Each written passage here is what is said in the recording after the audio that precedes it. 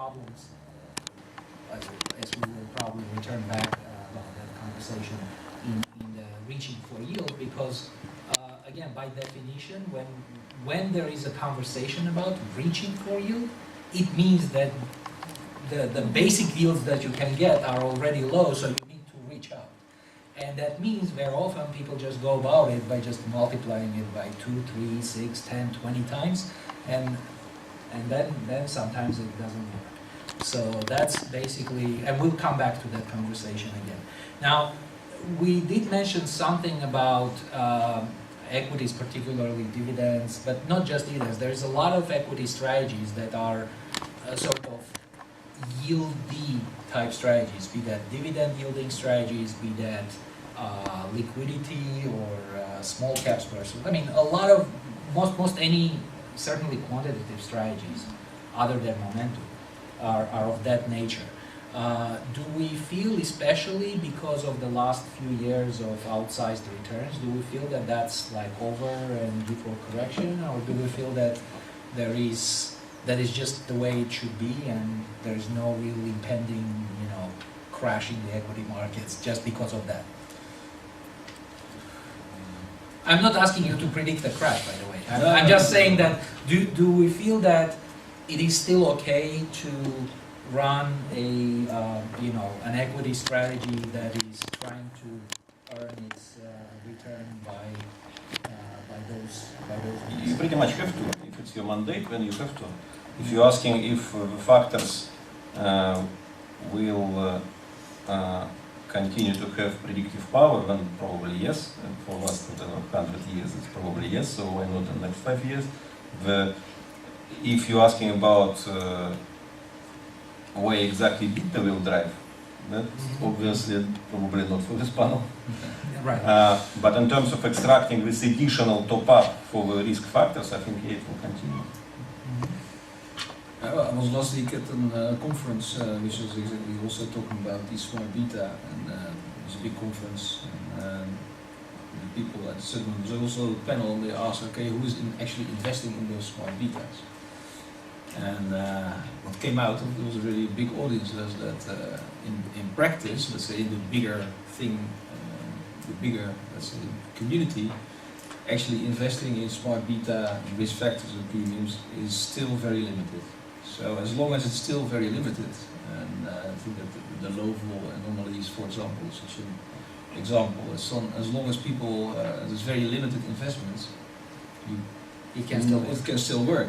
If everybody would skip investing, talk about the beta, skips investing in the market cap weighted indices and start to invest instead of that in low vol, Right. at a certain moment I think that this risk premium that is now still there, there's a lot of academic research about it, that will disappear, and even if it's, you never know when it will disappear. And it's the same for all the other probably risk premiums. As everybody's going to invest in that particular strategy, the advantage, the benefit will disappear.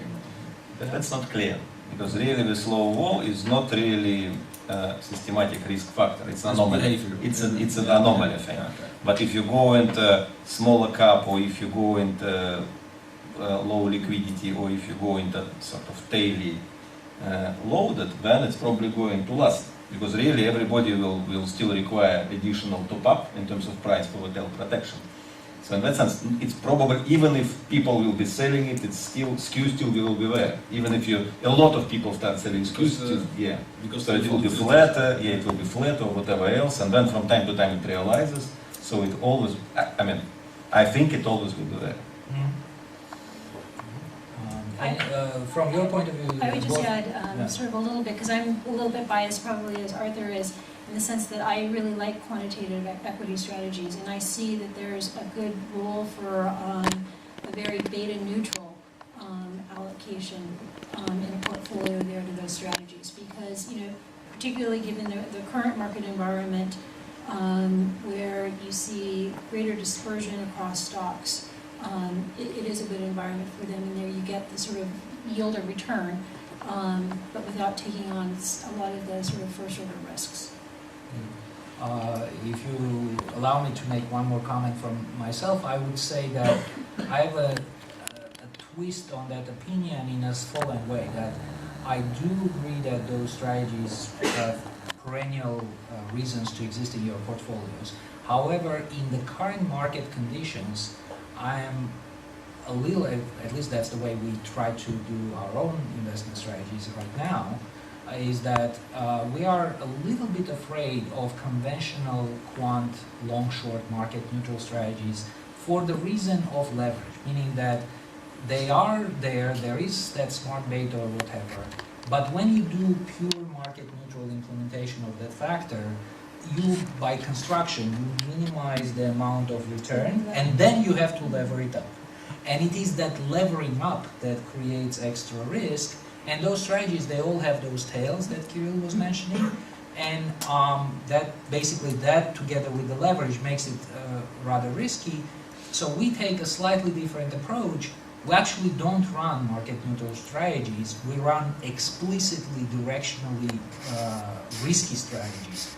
But we take the risks which we can measure, predict, and manage explicitly. So it is a lot easier to measure and predict overall market risk than the risk of those very complicated strategies. So that's basically, it's a slightly different approach. The end result, you know, in terms of alpha is the same, but the risk characteristics, I believe, are slightly different. So that's a slight twist on that aspect. So that's equities. Now, of course, you can't talk about yield without focusing quite a bit on fixed income, because that's where the word yield comes from, among other things. So definitely, you know, there are big questions about fixed income. Conceptual, you know, turn on the TV and you see those questions everywhere on the financial, you know, punditry shows. So is this the, so I'll say a few of those questions and then we can have a lively discussion around them.